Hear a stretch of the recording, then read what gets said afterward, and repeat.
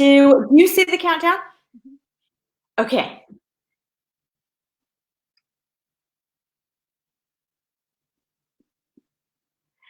Hello, welcome. We are having some technical difficulties tonight, so just bear with us. I am Carrie Lund, the director of the Pursuit of History, and here with me tonight is Karen Chase. And we are hoping that Lee will be able to join us soon. So Karen, thank you so much for joining us tonight. You're welcome. I'm happy to be here. This is fun. I've not done this before. Yes, it's a new adventure. It is. It all is. Definitely. So, yes. So last week we got a little sneak peek of what we're going to talk about tonight about your book, Carrying Independence. Right. So why don't we just kind of jump in and talk about the history of this, and what kind of got you interested, and some of the fascinating things you found along the way, because whenever you do historical research, you find a lot of interesting things that maybe weren't expected. You do. And especially for me, I think, oh, they've got people chiming in. I see people. That's fun. So yeah, the research, it started a long time ago. The book came out last June, and I started the project 10 years ago was when the idea came to me, of all times, I think we talked about it in the preview, when I was on a tour of Berkeley Plantation, which is built and was owned by Benjamin Harrison, who was one of the signers of the Declaration. And the docent on the tour I was on just said that, this Declaration of Independence, I think Lee's joining us. The Declaration of Independence. So.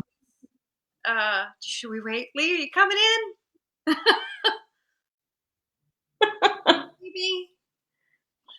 I hope everybody be patient. This is a first for everyone, I think, including Facebook, it seems. Right. All right. Well, we'll just keep going. So that the declaration Yep. the tour docent said was not signed by all the men on the same day. And first, to discover that it wasn't signed on July 4th, like we're all taught in history class, we should be honoring July 4th because that's the Declaration Day. That's not at all. And it was signed on August 2nd.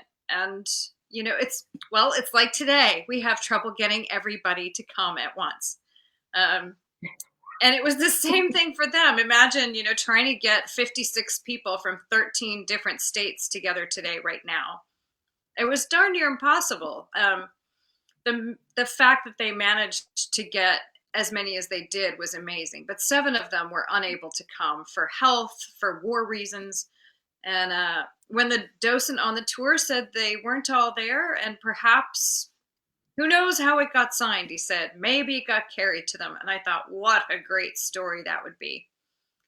And hi, Leslie. That's my friend Leslie chiming in. She was the one that did all the interior design and setup work of the book. So I'm glad to see you here, honey. Yeah, it was an interesting fact for me that not all the men were there. And I thought, well, is that true, first of all? And second of all, if it's not true, hi, Patty, if it's not true, if it is true that they weren't there, then how did they sign it? And it didn't take much sleuthing to determine that historians really haven't been able to fix exactly where those 7 men were when they signed it.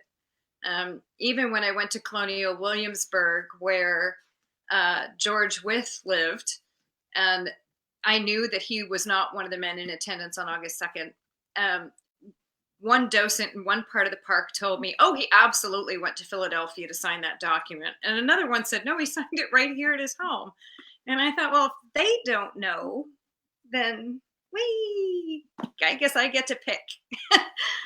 So it was a fascinating history to me. And with all the, I like what I call holes in history, where either the historians are arguing over possibilities, or we really don't know, but we've surmised and everyone kind of agrees that that might have been the way it went down. As a novelist, that just gives really an open run on what you want to do with that. But for me, being the person that likes to create a novel that is adhering to the history as much as possible, holes had to be filled delicately. Let's put it that way. Right. Right. So let's talk about Nathaniel Martin, who is a man that you created for this novel, and he was hired to carry the document to Congress. In 1776, would they have been looking for, what would they have been looking for in such a person? And how did you decide on the background for him? Right. So he was a fiction.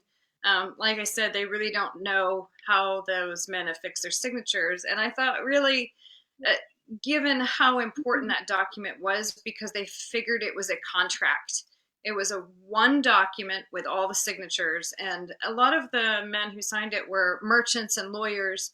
And I really figured if they were going to agree on how to get that document signed, they were going to be very careful about who they picked. And I know that the Congress at the time had what a number of different committees. They had a committee of correspondence, for instance, and that committee was established to increase communications with potential allies like France. And they had, but they were all called secret committees. So it was the secret committee of correspondence and the secret committee of these variety of things. And so I thought the secret carrying committee sounded like something that they might enact. And of course, then at one of my early drafts, I had an argument between Benjamin Franklin and John Dickinson and a number of congressmen about what this person should be like. Eventually, that got thrown out, that big conversation, and pieces of it put into a conversation they have in front of Nathaniel when he delivers a letter to them. And I thought, well, first of all, the person, if they hired one single person, would have to have an understanding of post roads. They'd have to understand the structure of the colonies. They'd have to understand the sanctity of mail, that you don't look in it or you don't really ask too many questions. And on top of that, he would have to have some skills like being able to protect himself, which a lot of the post writers did. I mean, we saw a lot of results coming out of 1776 with spies that were being accosted on the road and their messages taken and changed and then delivered incorrectly. So I wanted him to be very savvy about what he did. And I went about looking for a mail delivery person. But at the time, the postal system, if there's a post office in Baltimore and they've got to deliver a letter to Philadelphia, there was a post rider that went back and forth and they didn't vary their trails too much. But Berks County, Pennsylvania was one of the few places in the colonies that did not have an established post office. So they had what they called express riders. And these guys kind of picked up mail wherever it needed to be picked up and delivered it to wherever it needed to be delivered.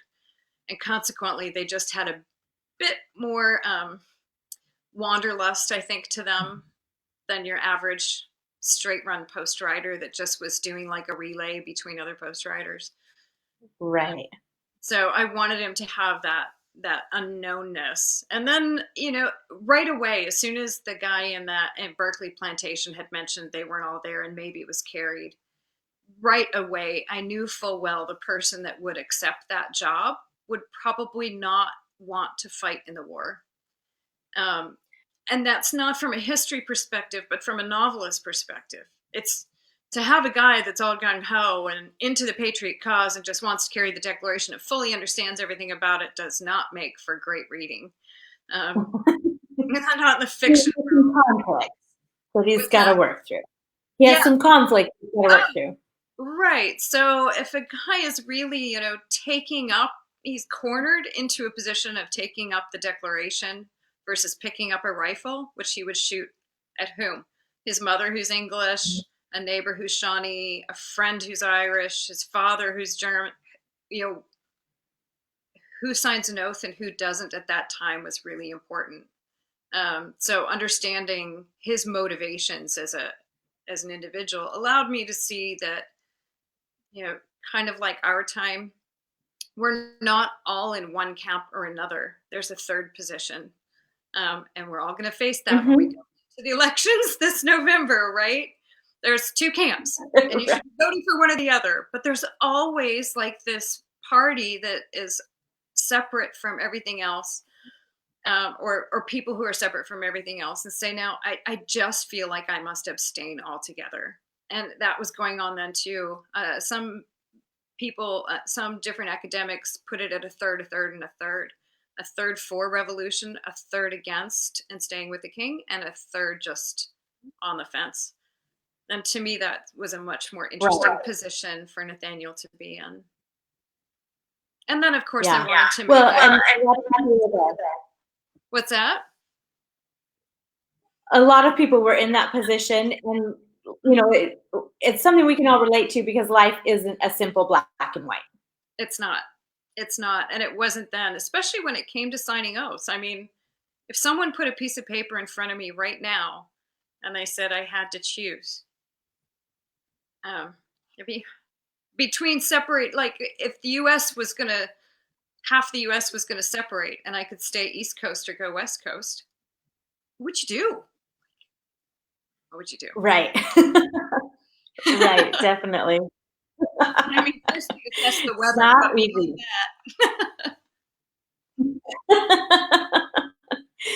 So, what other aspects of the Declaration versus the other founding documents came as a surprise to you? I think what came as a real surprise was finding out how little people knew about the documents. And I thought, and I'm sure we'll get back to this, that I'm Canadian, and I thought I just didn't know because I hadn't had the right schooling. But I was surprised at how many times I told people that I was working on a book about the Declaration of Independence. Then I would hear comments like, "Oh, are you going to address gun rights?" And I'm like, that's not this document. That's not even really the Constitution. That is the Bill of Rights. So, I think that was some of my surprise, is how many people really wanted to know. That was the other thing. As I was talking to people about writing on the book, they would say, "So what is the difference? Tell me the difference." Some of the grievances, that there are 27 grievances in the Declaration of Independence listed against the king. I always call this the biggest Dear John breakup letter in history. The way that the format of the Declaration, and those who have chimed in, who've seen me present, I talk about this in my presentations. The format of the presentation is like a teenage breakup letter. So there's the preamble to the Declaration, which is all the things that the teenage girl thought a relationship was going to be. I thought it was going to be life, liberty, and the pursuit of happiness. I thought it was going to be all men are created equal. That's the preamble. And then the second section is the list of grievances, which is essentially like all the things the boyfriend's done wrong. And in this case, it was the king. And there were 27 of them. It was like billeting soldiers in your home. It was the fact that he was increasing insurgents among Native Americans. There were a lot of different grievances in there that I was surprised by. The Stamp Act, of course, is just one of them, but the taxation without representation is the one we all hang our hat on the most. And then after the grievances comes the Declaration itself, which is in the teenage breakup letter, where the girl says, "Therefore, based on all the above and all my vain appeals, all my wishing that you were a better boyfriend, it's not going to happen. So we're through. And I'm going to go on to bigger and better things with all my girlfriends," basically. And that's what we did. And then there's the big signature sign off at the bottom, or as I call it, the big kiss off. There's always there's a legend that John Hancock wrote his signature the biggest, and when he did it, he said, "Well, there, now the king can see my signature from his house," essentially. It's not true, but it's really fun to think about him possibly doing that. Right. And it kind of works with John Hancock, just bigger. Just bigger, yeah, the bigger clothes, everything, yeah. Right. So I think you are writing a series. This is the first in a series of 3 books about the founding documents. And did that sort of come about from those questions people asked you? A little bit. It started too because when I took that tour of Berkeley Plantation, where I got the idea in the first place, it actually had a story in mind regarding the Constitution. Mm.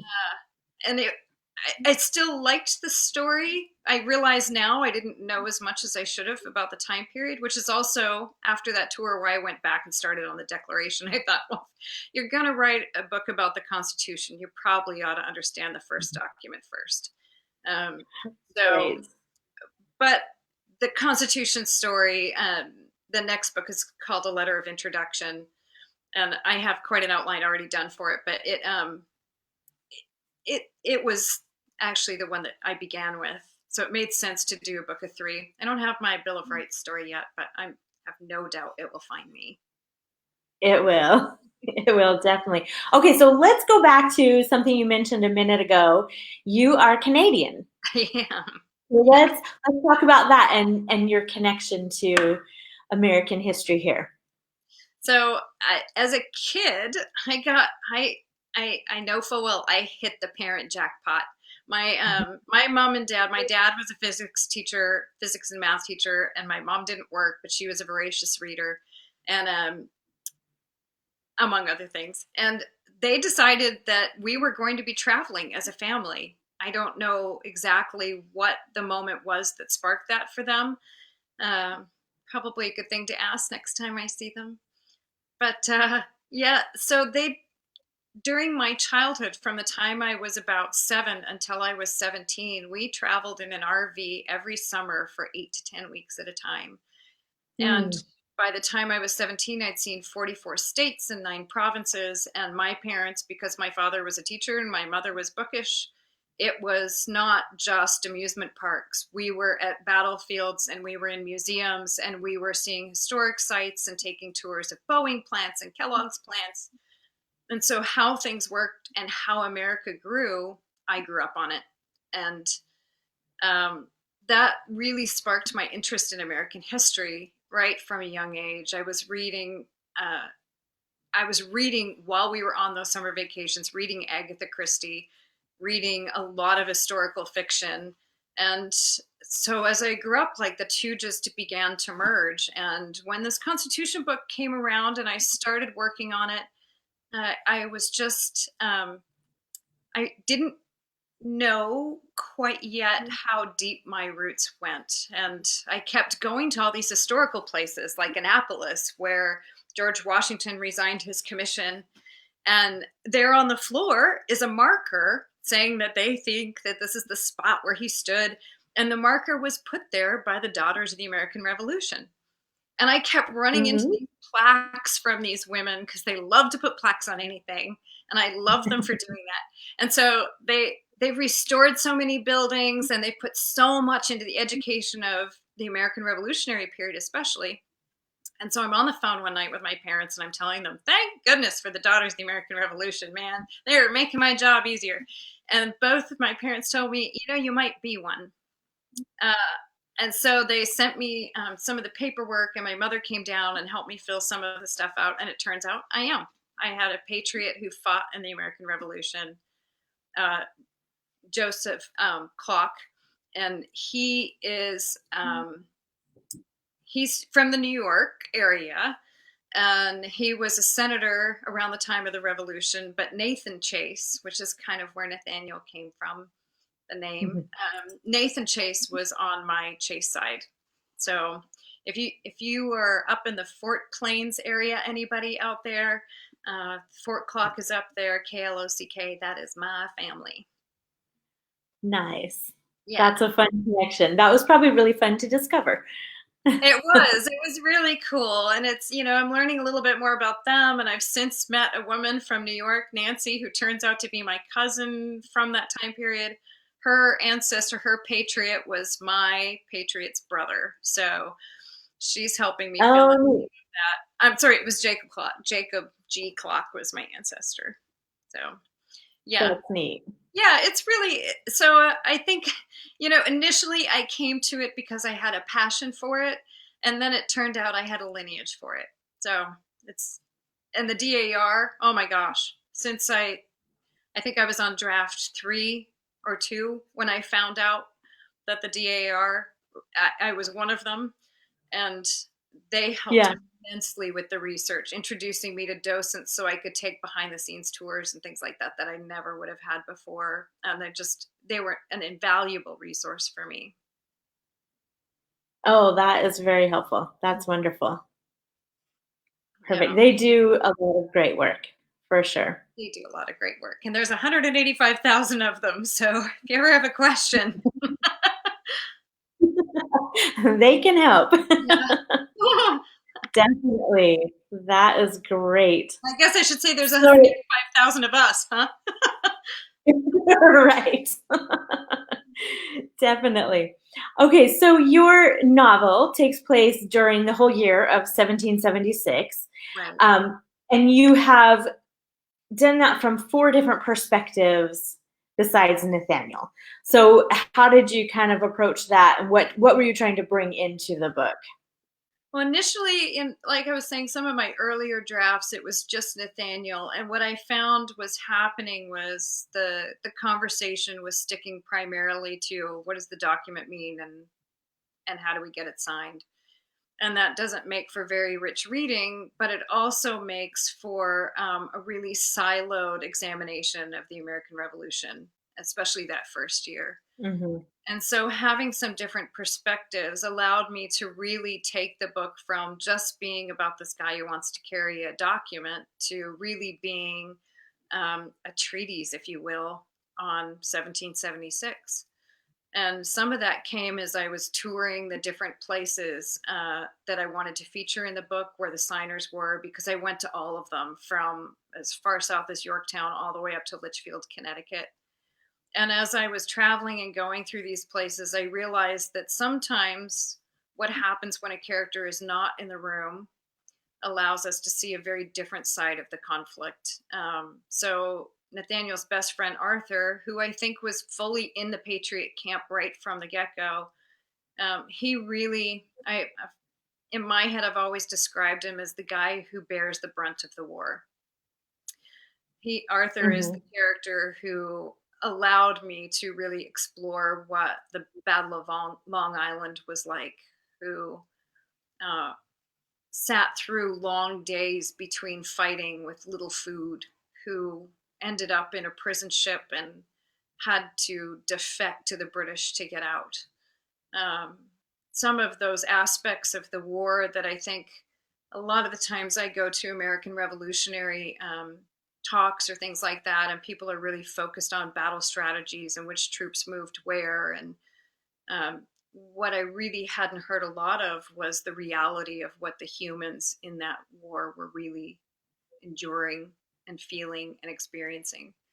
And so Arthur really allowed that position to shine a little bit more than Nathaniel, who was really skirting the edge of it, so to speak. Um, Another factor was the Kalawi is one of my other characters, and he's neighbor to Arthur and Nathaniel, and he is part of a Shawnee clan. I stumbled across a book pretty early on by Colin Calloway about the Shawnees' involvement in the American Revolution. And then I put it down, and then I read a whole bunch of other books about different Native American tribes. And I finally reached out through my American Revolutionary Roundtable group and said, who should I talk to about the Native Americans being involved in the war? And they said I should talk to Colin Calloway. And I ended up on the phone with him. He was delightful. He pulled books from his bookshelf and sent them to me. And it really, he absolutely showed me that the Shawnee were just like us. Some of them wanted to join with the British, some of them wanted to join with the Americans, and a huge portion of them wanted to remain Shawnee. Right. They Right. also wanted independence, and that position was it was too important, I think, to exclude. So his story became one of the 4 primary voices. Which I agree, that is important. And it is something that we don't hear a whole lot when we study the revolution. So it's nice to have that perspective included. Right. And a perspective for them that doesn't include like scalping and stealing white people. I mean, that Right. that is just not that's not necessary anymore. to do that. So, and then my Right. fourth voice is Suzanna, who is the love interest for Nathaniel, because we hear, those of us who study the American Revolution, we hear a lot about camp followers, which were women who, if you were on a farm with your husband and your husband went off to war, it was a little bit safer for you to perhaps go to be with him in the camp. You would get some food, you would get protection from the other soldiers. It was better than being alone on the farm. So we hear a lot about them, but what we don't hear a lot about are the women who were left in the cities and left to their Right. own devices. And so I read Cokie Roberts' wonderful book, Founding Mothers, and I read Revolutionary Mothers by Carol Birkin. And I thought, how have these women been so ignored? So using some of the women, using, it's a terrible word, taking from some of the women the things that I saw as really crucial to being supportive of the war, I started to do my own research on what the women were bringing into that conflict. And Susanna's voice allows me to show a woman who doesn't sit idly by in Philadelphia waiting for a husband to return, but instead finds her own little sense of chutzpah to contribute. And contribution Right. was a big factor in what a lot of the women were doing. Right. So we have had a couple people ask about slavery and how that kind of played into the creation of the Declaration. Was that something that sort of held up the Declaration? Was it something that they really had to work through to get a final draft that everyone was happy with? What was the role there? Right. So as everyone knows, the Declaration did not resolve that problem. Mhm. Uh, the original drafts, they had some conflicting statements in it. And I know we had a question that was sent ahead about where you would find some information about some of the original drafts of the Declaration. And there are a couple resources. One is the Library of Congress. I made a note to make sure I get it right. There's a Declaration resource that Harvard has put together, headed by Danielle Allen, Allen. And Danielle and her group have really gathered a lot of information together about, and I used it tremendously, or quite a bit, to figure out some bits and pieces about the Declaration. But they have some of the early drafts. They have copies of those. The Library of Congress certainly does some of the handwritten drafts. In fact, I think in some of her research, Danielle actually found an additional handwritten draft just a couple of years ago. But it doesn't, the Declaration, you're right. I see you chiming in there, Mitch. It does not address the problem. And here's the issue with it, is that some of those original early drafts that Jefferson had written, there were some conflicting comments in those list of grievances. He wanted to say that Britain, because Britain was kind of heading toward anti-slavery and abolishment before we were, that the king was going to take away the opportunity to have slaves. And then there was another comment about, how abolishment of slavery was going to be one of the essential things that we should have a right to do if we want to. And the way that that Jefferson had structured the sentences, they almost cancel each other out. Like, if you're hitting me, I can't tell you can't do that by hitting you. And that's essentially what those two statements did. So, Jefferson wrote the draft of the Declaration of Independence, and then he had a group of 4 major editors that included Ben Franklin and John Adams, of course. And then they edited things out, and then it went back out to all of Congress. So, I mean, knowing what a few editors is like, I can't imagine having 55 rather, other editors. But it just didn't address the problem. And so the decision for me early on with this book was that I would show slavery within this book, but I would not address them addressing slavery. Mm-hmm. I have a section in which George Wythe and Nathaniel are looking at the document, and they're having a discussion about its construction.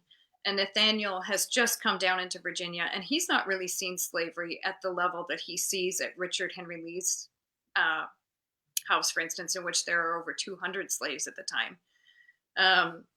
And so he is startled by it. He and George Wythe have a conversation about it, and George Wythe admits that the Declaration, although it may be a beginning, is certainly flawed because the men creating it are. And I think in this context for this book, it was the right approach. Now, for the Constitution, I'm heading that thing straight on. So I'll be covering that a lot more in the next book, A Letter of Introduction. Okay, perfect. Did you, in your research, come across stories of individuals who were, excuse me, as I cannot spit this out tonight, who were staunch loyalists and then ended up changing their minds and became for separation from Britain? Yeah, I mean, you did have that quite a bit. I mean, you had people on both sides that saw that change going on, and I think I have that. I touch on that a little bit when it comes to Nathaniel's parents. His mother is English and his father is German, but his mother's family is all back in England still. So to her, that is her king. So for Jane Martin, there is confusion there because someone who was supposed to be her king and someone who was protecting her clearly is not.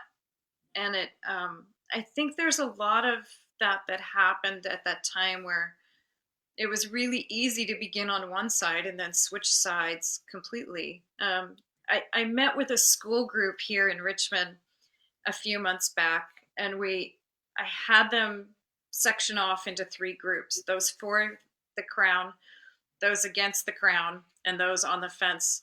And then we went through the events of the first year of the war, and it was an all-girls school, and the girls could change sides anytime they wanted to. And it was really interesting to watch a group of modern, intelligent high school teenagers, which is exactly really the age group that a lot of soldiers were, flip. So many one girl, she was on every team almost twice within the hour of the class. Another girl, really, she was like staunch loyalist from the beginning, and no matter what happened, even when they were down to just the 2 of them and everyone else was on the other side of the room, they were still in this camp. And it's really interesting to watch that happen in real time when you're just throwing what would feel now as hypothetical events, but what is actually history events. It was it was really fascinating to watch, having had to put myself in those positions to begin with, to watch them do it too. Definitely. Kind of highlights that we think we know exactly how we'd react. Oh, yeah. But when we really start thinking about it, it's not that simple. It's not that simple. Right. So one of the things that I think people are coming to understand a little bit better now is that loyalists were treated very harshly, and a lot of them were forced to flee. Right. Did you get any insight on times where neighbors were turning on their loyalist neighbors and kind of what was happening and what that was like for those involved? Oh, yeah. I mean, even so I was driving down Carrie Street here. I live in Richmond, Virginia, and I was driving down Carrie Street, and I noticed that the West Elm store that's down there has been boarded up since the pandemic kicked in. And that was true of the Revolutionary time period too, that if you were a loyalist and you thought you might still maintain your home in the middle of Philadelphia, you might board it up before you left. And so I always thought it would be interesting to see it on a more street level like that. And so I do have a scene in the book in which Nathaniel comes into Philadelphia and he sees a family loading stuff into a carriage to leave, and the neighbor next to them is being spiteful and hateful. And she's looking up at a flag that has changed over one of the buildings that's clearly no longer hers. Um, and there Hmm. were little things like that. I imagine, being in a tavern and you and 20 of your neighbors normally hang out there on a weekend, and suddenly you don't know who's loyalist and who's separated. Um, I mean, we do it now. Look at how hateful people can be online about knowing who's voting for whom. And I don't think it was any different back then. I Right. certainly the societal difference and the lack of phones and email and online world probably benefited a lot of people who wanted to escape in the middle of the night quietly. Um, but I like we were talking about. I grew up in Calgary, in Canada, and I have a very dear old family friend who I go and stay with on my way to go see my parents. And she was telling me she's a European loyalist. So there we are, me a DAR and she a European loyalist. Her family and my family both were centered in the Mohawk Valley region in New York. Mine stayed and fought, and hers went north into Canada and got land granted to them by the king for being loyalist. So I think that loyalist position is really interesting too. Um, That is interesting. yeah. So, how long did it take for people in the farthest reaches of America to get word of the Declaration? And along those same lines, how long did it take for the king to get word of the Declaration? Yeah, that's always my favorite. The king I think of on July 4th, the day that they voted for the wording on the Declaration, which is actually what we celebrate. On July 4th of 1776, the king put in his notes, "Nothing of consequence happened today," which tells you exactly what he didn't know was going on. I think he didn't find out until like September or October that with the way that the word traveled across the pond by boat, it took so long to get there. But same in the colonies. When they did a lot of reading aloud was how you got some of the news. So July 4th, Hmm. they voted on the wording, and then they read it out loud on the steps of the State House in Philadelphia on July 8th. They still do a reenactment every year of it, which is really fun Hmm. to go to. I was there last year. It rained, so we had to do it indoors instead of out, but it's great. Everybody yells huzzah, and there's people in the crowd who can't stand the fact we're separating, and some people get hauled out of the auditorium. It was really fun. Um, but so they read them out loud. July 9th, they read it out loud in New York, up in Bowling Green, and they read it around this giant statue of King George III. They read it out loud to Hmm. George Washington and the soldiers who were in the area, and the soldiers were so incensed by the time they got to grievance number 27, they tore down the statue of King George III and hacked it to pieces. And then they hauled that statue all the way up to Litchfield, Connecticut, where Oliver Wolcott, one of the signers, was. He had it taken up there and he melted it down, and they turned it into bullets, which they shot back at the British. What a I think as far as early, late, I guess, as 1984 or something like that, they were still finding pieces of tail and head in farm fields up in Connecticut somewhere. Um, but yeah, Interesting. it took a long time for word to get out there. So, like my character Nathaniel, who's in Berks County, I mean, the Declaration might be signed and read aloud in Philadelphia on the 4th, but depends on where you are and what kind of methods you have. It could take a week or two, a couple days. So, yeah. Right. Right. So one of the things that we teased that we were going to talk about tonight was lesser known facts from 1776. So Yes. what goodies do you have for us there? Well, of course, the King George statue is one. Hmm. One of the ones that I loved that it was almost too funny to be true was the Congress during 1776 and 1775. They had a second set of books.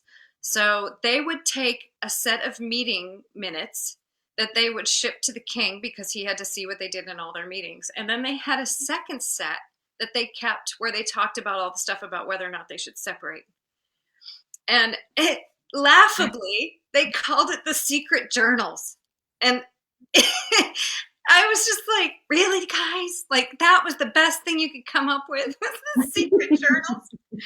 So, but they have since been transcribed. I know the Library of Virginia has a copy, and I poured through it. And on August 2nd, it just says that the men signed the declaration, and then it goes on to talk about some funds for a ship that was being commissioned for import and export.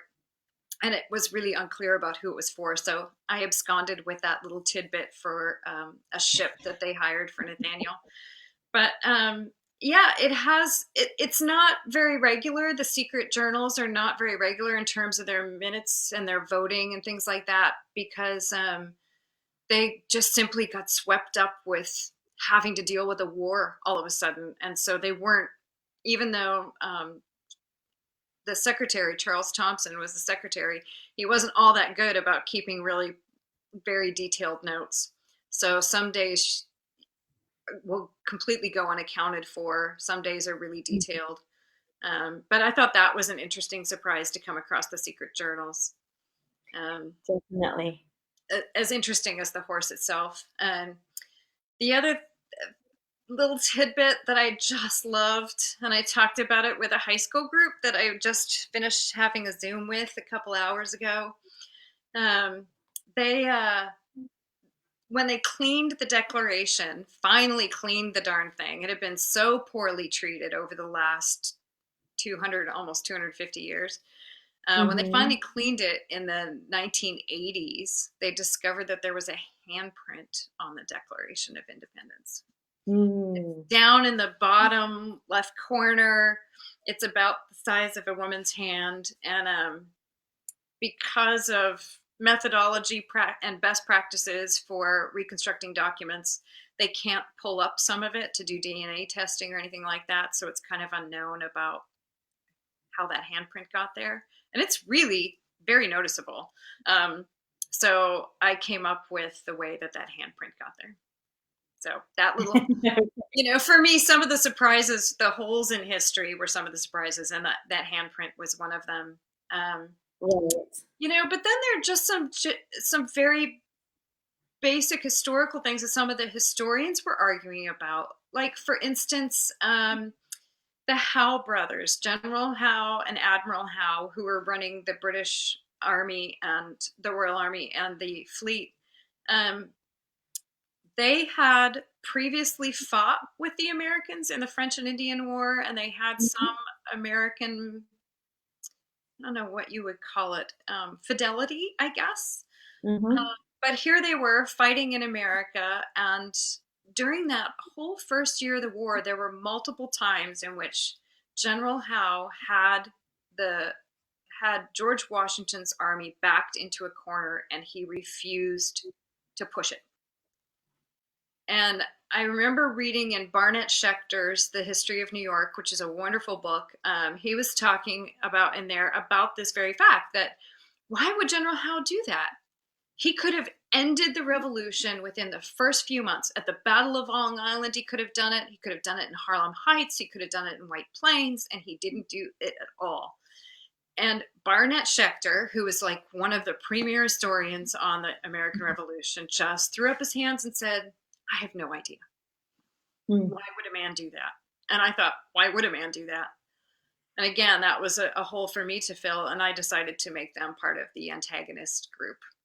That, of course, They would want to prolong a war. They wouldn't have to go home to their horrible wives. They would be able to maybe make a few more bucks, and they'd be able to stay in a country that with soldiers, with people they actually preferred to the English, maybe. Right. Lots of unknowns. Lots of unknowns, yeah. And I think that the biggest surprise of all, the Shawnee were a surprise, the women's involvement was a surprise, but for me, the prison ships was the most heart-wrenching surprise. I mean, I can't tell you how many times I have been to revolutionary talks where they glorify battle and all the wonderful things that these men did. And then I came to find out that 4,500 men died on the battlefield, and between 11 and 18,000 died in prison ships. And They were horrible. it, we did not win this war by soldiers. No. And the revolution, I think that John Adams quote that the revolution was in the hearts and the minds of the American people was the real battle, that we switched those people from being a third to being more in line with separation by the time it was done. But the prison ships were just, oh my gosh, we have firsthand accounts, 2 different diaries. Joseph Dring is one of them. And it's just sickening to think that the Americans were not prisoners of war. They were subjects who had gone awry. And so their rules of warfare were not applicable here, which meant so they decommissioned all these old ships and they put them in Wallabout Bay off the coast of Brooklyn in what is now the Brooklyn Naval Yards. And they emptied out the hulls and they stuck all the prisoners in. And the prison ship Jersey alone claimed 8,000 men. I mean, it's awful. Wow. It's awful. And to find out that, in all the teachings and all the different readings that I did, it took me a long time to get to the prison ship. Right. And I think that should be one of the things that we talk about the most with war, because I think we would have less war if we talked about the real ghastly truth of it instead of glorifying these men running in with flags. And no, that's not really. If people gave up their lives and their fortunes, they gave them up in a horrific way. Right. Okay, we have one last question for tonight, and Mick wants to know how many copies were made of the original Declaration and where are they? Okay, so the original Declaration with all the signatures, there is only one. And that now is in the National Archives. But from that document, there were what we call broadsides, typeset broadsides. So the Dunlap broadsides were the first ones that were run, and those were created right around July 4th, just after the signing. They had a calligrapher come in, and Dunlap was the gentleman who actually typeset those, and those copies only have John Hancock's name typeset and Charles Thompson, the secretary, his name typeset. And there were 200 of those. As of, I think, 1982, 84, somewhere in there, or maybe it was 1990, there were only 83 copies. And then a guy went to a flea market and he bought a frame that he wanted to take home and use for $4. And in behind was a copy of one of the original Dunlap broadsides. It ended up selling for $3.8 million. I know, right? You're just like, oh my God, talk about a net profit.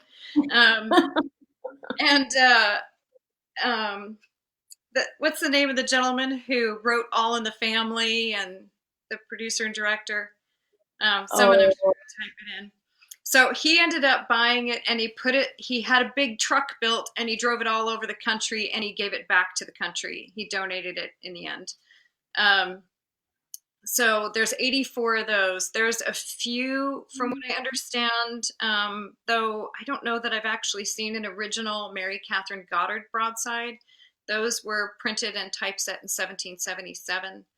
There were 200 of those as well, and those have all the names typeset on them. And it is the only Norman Lear. Thank you, Libby. Hi, Libby. Norman Lear was the guy who bought the Declaration and gave it back to the country. The Mary Catherine Goddard one, she volunteered to print the copies that had all the names typeset below. But one of the signers had not yet signed the original that she was working from. So Thomas McCain from Delaware is missing from the Mary Catherine Goddard broadside. But she was brilliant and she typeset her own name at the bottom. So if you're in the Boston area and you go and get a copy printed at Faneuil Hall, they have an antique printer there. and he's printing in the 18th Eads century. So, into. yeah, yeah, he is making a Catherine Goddard broadside. Fantastic. And he does a great job. He He's does, and great. I think they also make those here in Williamsburg at the print shop here. And Mary Catherine Goddard's print shop for me is always going to be based off the Williamsburg one because I went there and they had a gray cat named Benjamin, and so did Mary Catherine Goddard as a result. Perfect. All right. Well, thank you so much for joining us tonight. It was a lot of fun. And if you are interested in Karen's book, you can buy that on our website, which is historycamp.org/online. You have a link there. Mm-hmm. And then next week, we will be talking with Dr. Sam Forman, and he's going to talk to us about the smallpox epidemic of 1764 and some other epidemics during the colonial era. So that will be a good way to get some historical perspective on some of the things that we are dealing with right now. So join us next week at 8 o'clock, and we're hoping for no technical issues next week. Thank you for managing that shift, Carrie, and for having me on tonight. It's been really fun. Thank you. Thank you for taking the time.